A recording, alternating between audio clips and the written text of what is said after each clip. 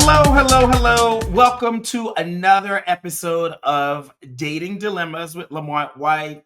I know y'all probably like, Lamont, what? Another episode? Yes, I'm going to keep giving y'all episodes after episodes after episodes, okay?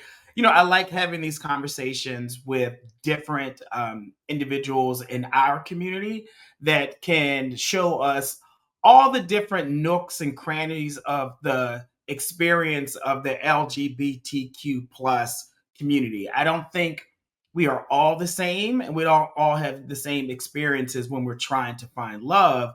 However, I think we have a commonality where we have to actually recreate and define who we are. So today, our dating dilemma is entitled Mic Check, Fame, and Finding Love. You're like, Lamont, what the hell are you talking about? Right?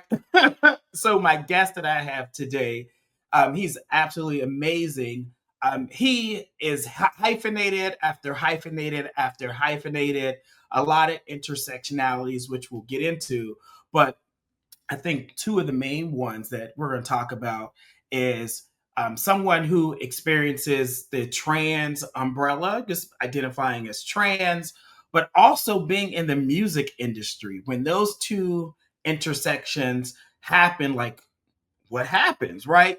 I think if you're trans, you experience some dating dilemmas where people might want to um, date you privately, but publicly just deny you, right? I think there's also the balance of figuring out about preference, like dating preferences versus a fetish. And then when you throw in being in the music industry, there's this fantasy of who you are versus like when you're off stage, who's the real you? And do they appreciate the most authentic part of your body that and self and center that you bring to the stage? Well, not to the stage, to the relationship. I think also being in the music industry, if you want to get in a dating app, do people think you're catfish? Is it like a good thing? Is it a bad thing? So yeah, we're gonna get into all of that about all those intersectionalities. But you all also know I like to present some data because this is not just my opinion. I like to look at like what's researched and what people have to say. And so a couple data points I wanted to share with you all.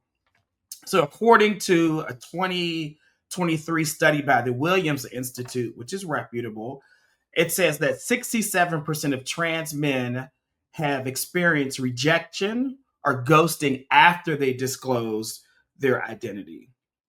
One in three trans men in the creative industry report not dating publicly because they're afraid of the backlash. Man, and a 2022 LGBTQ plus survey on love found that 74% of trans men feel unseen in mainstream dating culture.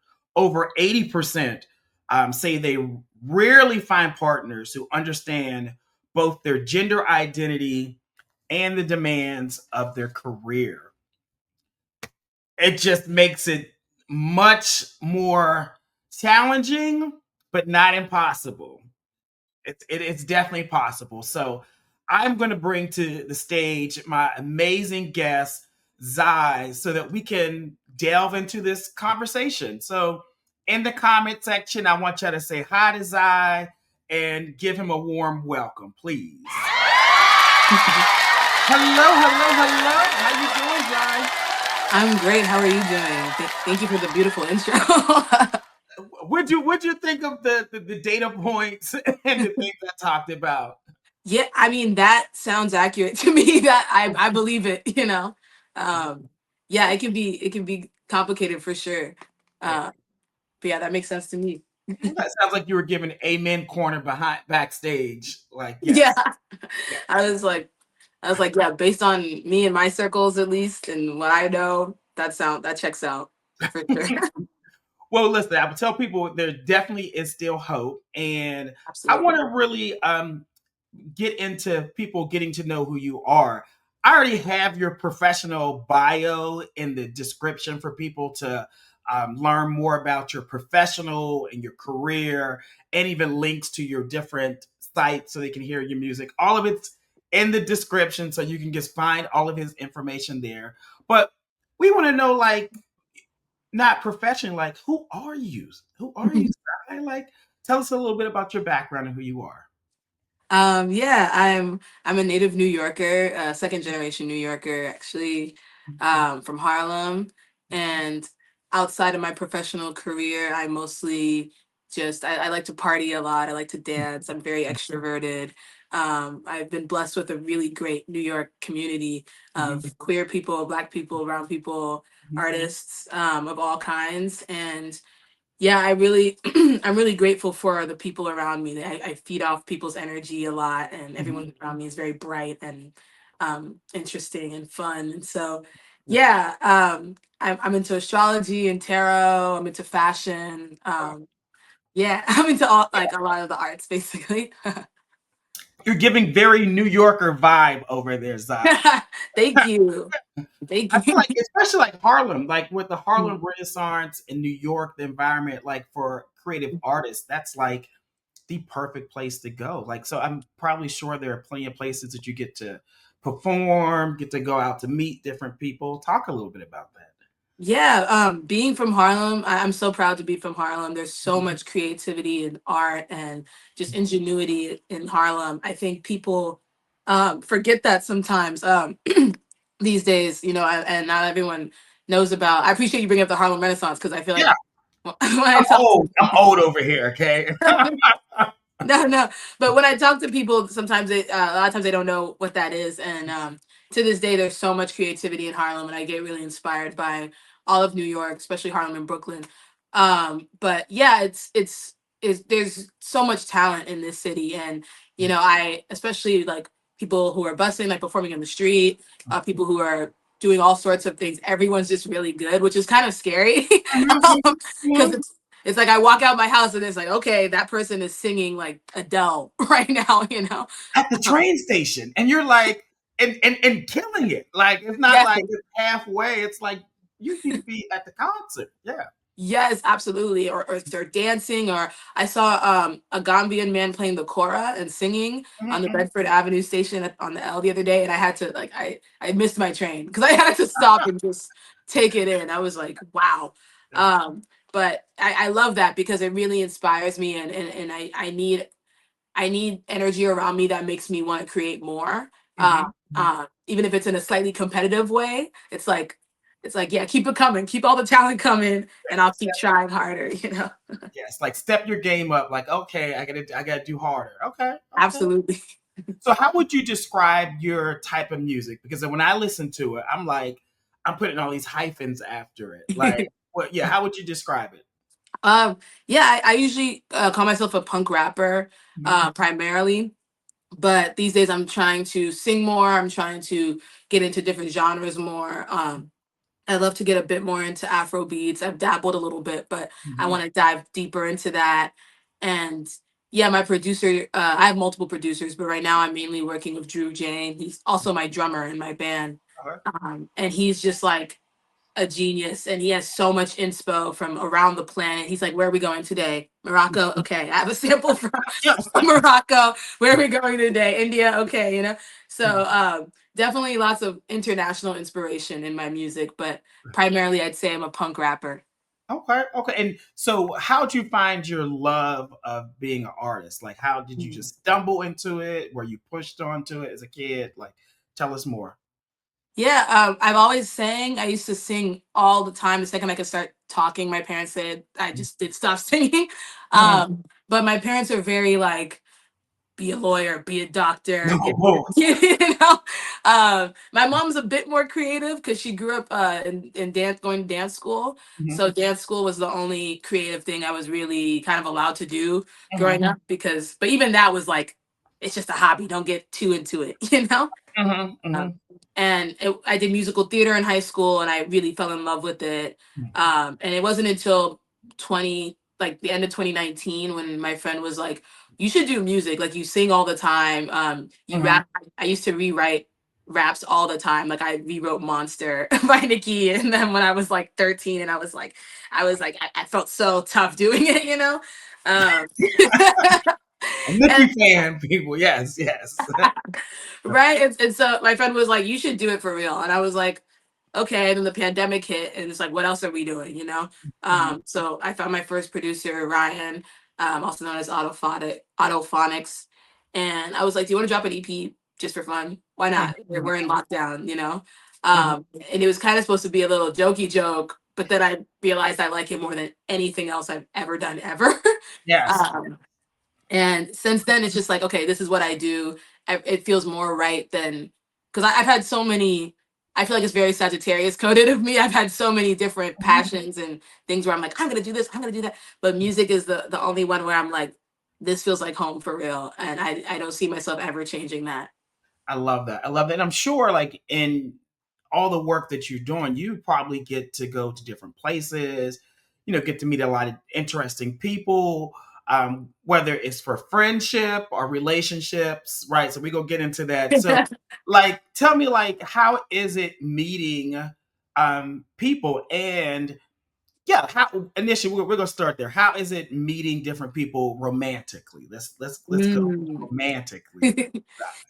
Yeah, it's interesting. Um because I'm very social and I love meeting people, and I after I do a show, I usually stick around and get a drink and try to talk to as many people as possible.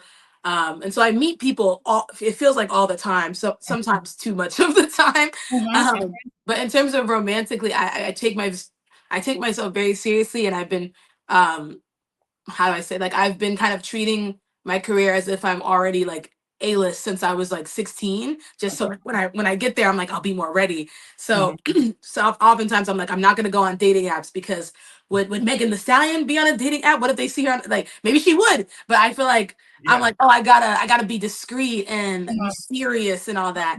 Mhm. Um and I'm also not that big on like hookup culture for me. So Mhm. it's like for me, it's like, oh, I don't really, I feel like I'm kind of passive about about that. Mhm. And so all that to say, I feel like the people I've been with have mostly been other musicians, which is kind of like messy. Um, Well, there's a long history of musicians being together and forming relationships. It's like HBO or Netflix worthy as a dating drama TV. right. Yeah. For sure. Yeah, I usually I've mostly been with other artists who have similar lifestyles as me. And before I did music, like right before, I was modeling full time, and that when I did that, it was like, models dating models, and because it's Mhm. like, and no one's as busy as us, you know. Mhm. Um, but these days, I'm trying to be more like, I'm more focused these days. I just got out of a relationship 2 months ago. Mhm. Mhm. I feel like, during the course of that relationship, I focused less on music and on art because sometimes relationships can feel so all consuming, you know. Yeah. Um, and so I'm glad to be respectfully, I'm glad to be focused again. Yeah. You know, And thank you for sharing. So, Zai, how old are you, if I'm allowed to ask? I'm 25. You're 25. Mhm. So people who watch my content all the time, they will understand this. I always recommend if you're in your 20s that you heavily focus on your career, Mhm. your education, your family, but also exploring like what type of relationship that you want to be in. So like you date different types of people. However, your job is number one. Like you Mhm. hustle and hustle so that way you're in your 30s, you are more marketable when you come to like want a relationship. So I Mhm. think that's you're spot on. You're spot on. Like career is focused. But I want to know, who are you attracting? Like, are you attracting men, women, both, trans? Like, who's coming to say hi to Zai? Who's shooting a shot? I would say a bit of all kinds of people. I'm bisexual, and so I'm open to all kinds of people. But Mhm. I've had mostly. It's interesting. I feel like people that approach me are mostly men. Mhm. Um, but because I'm honestly not that. If I'm approaching you, like you must be like really really cool because I'm a bit more shy in that regard. I'll like look at you and then I'll be like, all right, that's it, you know. Um, but It's the geisha stare. You just look at the person and just be like, okay. exactly. Yeah. But yeah, mostly men have approached me. I think it's interesting because I my presentation really varies from day to day. Mhm. Um, am I allowed to curse on this? Yeah. Why not? Okay, my friend refers to, he's also a trans man. We call ourselves trans mask cunty, Mm, because it's like trans mask, but I don't know, not necessarily like super mask, super butch. mhm, mhm, I still love makeup and presenting more feminine sometimes. But that in terms of dating, that can make it a bit complicated sometimes, not by any fault of my own, but mhm, just because like a lot of times people of different sexualities will approach me and think I'm something else, um, mhm, and they're like, oh, cool rocker chick, rather than like mm. a rock queer guy, Um, Right. yeah, So which is, yeah, yeah, thank you for explaining that because I think some people when they hear the word trans man or trans, that you are expected to like be extreme polar. Like you have mhm. to be ultra masculine presenting. So you have to have facial hair, your hair's too long, Zai, right? Like, and I've heard that genuinely. you can't wear makeup, you can't wear anything feminine. You're supposed to be like this lumberjack looking person, right? No, no shade, no shade, but I'm giving a picture. Or you're supposed to be this ultra feminine supermodel with big boobs, no waist, big, and there's nothing in between. Because if there's anything in between, they're like, pick a side. They're like, Yep. and you're like, no, I just want to be who I am. Like I'm gonna be in the middle, right? Exactly. No, it's so well said. I have literally had someone say like, "Oh, you should get like a tradition." They refer to it as like a traditional black man shape up because they were like, "Your hair is too long," and and I think that's fire, But I've always had long hair, and like I think I took like everything you said was so well put because I think when cis people hear like trans, they think like, okay, you've already transitioned like physically, and you've Mhm, already had surgery and hormones and changed the way you dress and all this stuff. When some trans people don't want to do any of that ever, mhm, it's also really inaccessible. It's really expensive to physically transition, and to like for some people, like it's hard to access, especially increasingly so in the times that we're mhm. in. Yeah. And then, like I said, some people just don't want to. Like for me, I the inspiration I get for my masculinity is like Lenny Kravitz and Oh, like Prince and like yes. just glam rock, like 70s punk, a bit neo soul, maybe like Maxwell a little bit. And so it's not necessarily like I can't even think, it's not even necessarily like Michael B. Jordan per se, even though Right, he's beautiful. um, right. it's just like I think people forget that gender expression has really changed over time, and that it continues to change, and that it's different around the world too. Like I wear a special kind of eyeliner almost every day called kajal, and it's from India. Mhm. I also wear kohol on my eyes sometimes from the Middle East, and these are eyeliners that men, women, children, kohol, everyone wears them. Everybody wears, yeah. And so I think stepping away from kind of like a Western centric or like American centric idea of gender Mhm. has really helped me. And I get a lot of inspiration from male K-pop stars too. Mm. A lot of them wear like really fire eyeshadow and like really good makeup. And anyway, yeah. And so my idea of like manhood and masculinity is different than a lot of people that I encounter. Yeah, yeah. I thank you for sharing that. I think we're gonna delve into that a little bit more, but I want to play a little game with you if you're open to doing like a rapid fire game with me. You okay? Yes. Well, yes. Okay, so think music meets dating, okay, and it's called track or trash. Mm, They're like, what? So think track like of a music track that's worthy of a slow jam or a love song. mm, Okay. And think trash as bad lyrics. Okay. mm. And I'm going to give you some dating scenarios. And I want you to tell me, is this a track or is this trash? Zai? Got you. Okay. Okay. All right. So there's a person that wants to go on a date with you, but they only want to date you anonymously. So they're not going to tag you in Instagram. They're not going to upload any photos of you on any social media platforms. Are you going to track or trash them?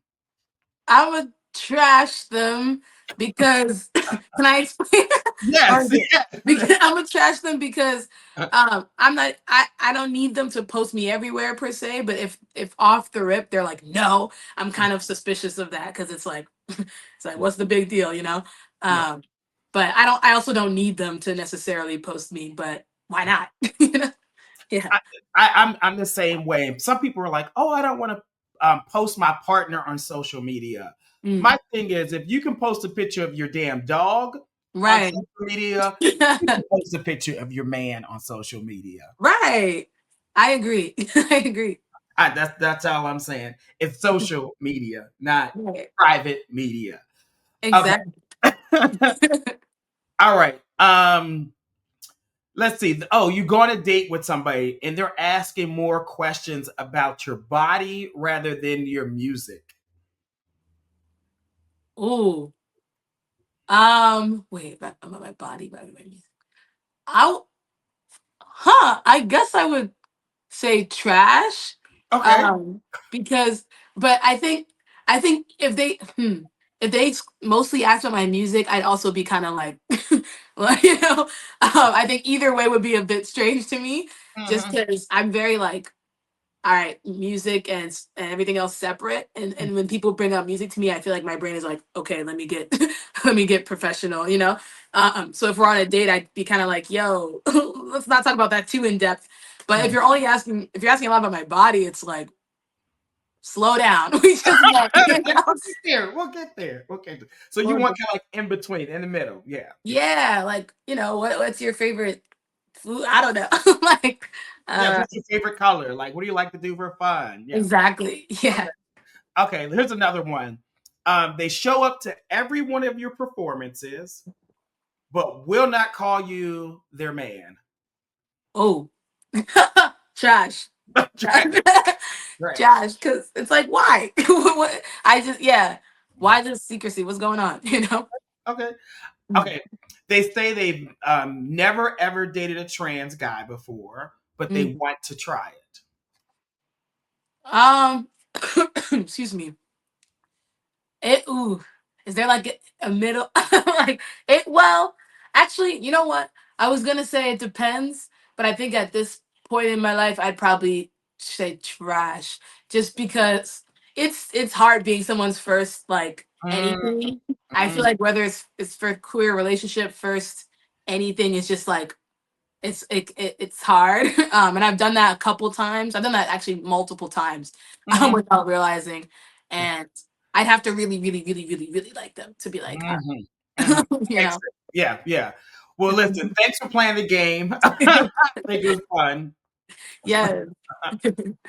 So I do feel like there are different dating tips that I try to give to people under the trans umbrella. I want to get your take on some of these, right? Mm. Okay. One thing I say is don't date down just to be safe. And when I say don't date down, like you might have qualities and things that you want in a partner, but just because someone is accepting of you, I don't think you should waver on any of those things. I agree. I agree.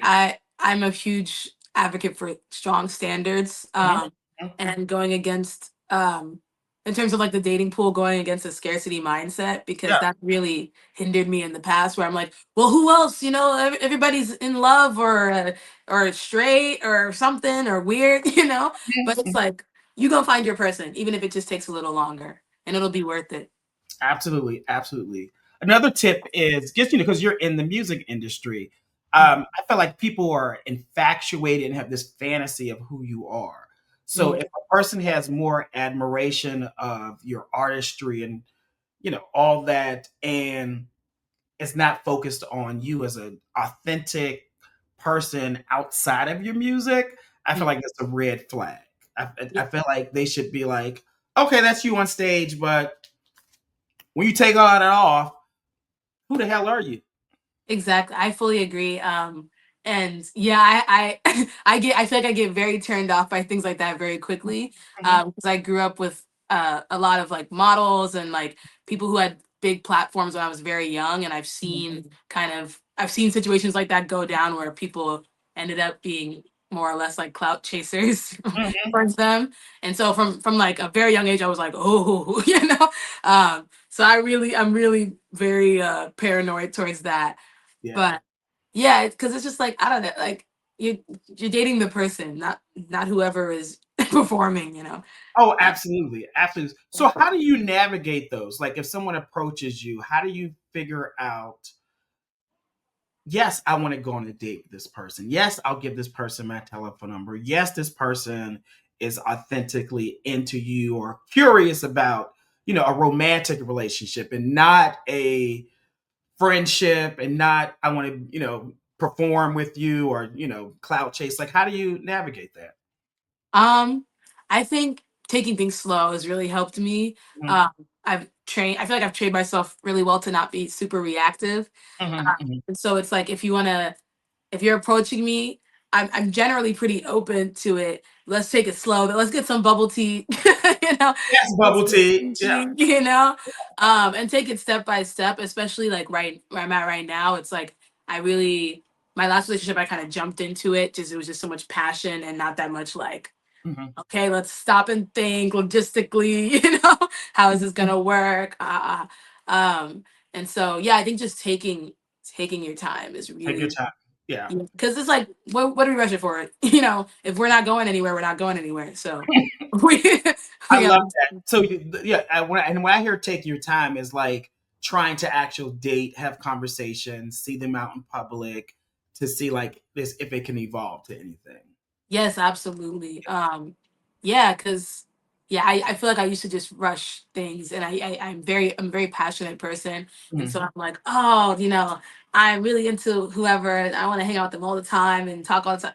Mhm. It's like, you know, and we're old. We're older now. It's like we're adults. Like, ain't nobody got time to be around each other 24/7, really. And that's okay. I think slowing down's really helped me in more ways than one, and Okay. it's made dating more chill. Okay. If you could think about like dating, relationships, like what's one thing you feel like you are still trying to understand, explore, or try to experience as it relates to just dating for you? Mm, oof. I would say, I would say, ooh, so much. I mean, I consider myself a constant student of everything. So I'm Mhm, always trying to learn more about everything all the time. In terms of dating right now, I think if like, having like a good work life, love life balance mm, is a big thing I'm trying to learn. mhm, And because I'm a workaholic, excuse mhm, me, mhm, I'm a workaholic, but I also in the past I've gotten very consumed by love in ways mhm, that are just to me like not helpful to my mhm, focus in my career. mhm, So I think having that balance is one of the main things I'm trying to learn right now. mhm. Um, yeah.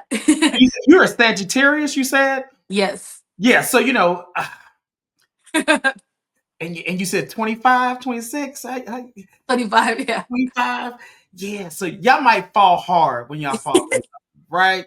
So it's like, oh, forget work. I'm going with my boo. I think it's definitely balance, and I think you can moderate that by like sticking to a schedule and picking a partner who already has a busy life, who already is connected to Yes. their passion, who can't be like, oh, Zai, I'm free 24/7. No, they have to physically be somewhere at work. So then that helps the two of you have some separation. Yeah. Absolutely. Absolutely. Because I've done that before too, where it's like, because it's like I get I can get very consumed by love, but at the end of the day, I'm like respectfully, like until I've made it in my eyes, I'm going to be nonstop, and I need someone who is on that same type of timing and who is motivated and has goals that they're actively working towards. Plus, it inspires me, so it's like we feed off each other and we keep working. So I do like dating artists for that sense, but it has to be like an artist who is like really really driven and who's hungry for it. Mhm. 'Cause I'm super hungry for it, and I'm not gonna stop. you know. And an artist who is well managed and has some rigid timeline. So it's not like, Oh, I'm Hmm. free all the time. No, you got somewhere to be and get out of here. Yes, absolutely. Absolutely. Love it, love it. Well, one of the things I always try to do our end our episode with is manifestation. So, what's Mhm. one thing that you are manifesting that you want to happen? Because I feel like if you speak it into existence, it is going to occur. So, one thing you can think of that you want right now. In general, in regards to love, like love life, or Any you can it can be a mix or it can be anything. mm. Okay, I would like to manifest selling out my summer tour this year. Yes, The yes, more yes, people, the better. Um, yes. and yeah, my band's very hardworking, and so I'd love for them to have a full room to play to. But yeah, that's what I'd like to manifest. It is going to happen. So tell us like more about the tour, so that these people who are watching, say these people, our audience who are watching it, can actually go to your tour. Yes, I'm going on tour all summer in New York. The ticket links will be in my Instagram bio, and my Instagram is it's probably linked below, but it's Our Father's Eye. Hmm. I post all my flyers there, all my updates there, and yeah, I haven't released the full dates yet, but that will be coming within the next week or so. So definitely follow me on Instagram, and new music every month. So Okay, okay. Listen, the sold out tour. Make sure you all follow him and show some support. Zai, thanks for being an amazing guest. I know you're busy. I appreciate your time thank and you so much for having me. absolutely. All right, you have a good one. You too. Okay, what do you all think of that conversation? I love meeting new people, especially creative people, because I'm kind of boring if you can't tell, because I'm a counselor, therapist, and I feel like there are different types of people out there who have different experiences that we all can learn from. So hopefully you learned a lot from Zai. I'll say a takeaway for anyone who's of the trans experience. I would say you're not a phase, you're not a fetish, you're not a moment, that you want people to see you for every side of you and appreciate you. So take that as a one of my, words of wisdom from an old man over here. Okay. Make sure you all like, share, and comment on the video and let me know what you all think. I'll see you all next time. Mr. So and so made it.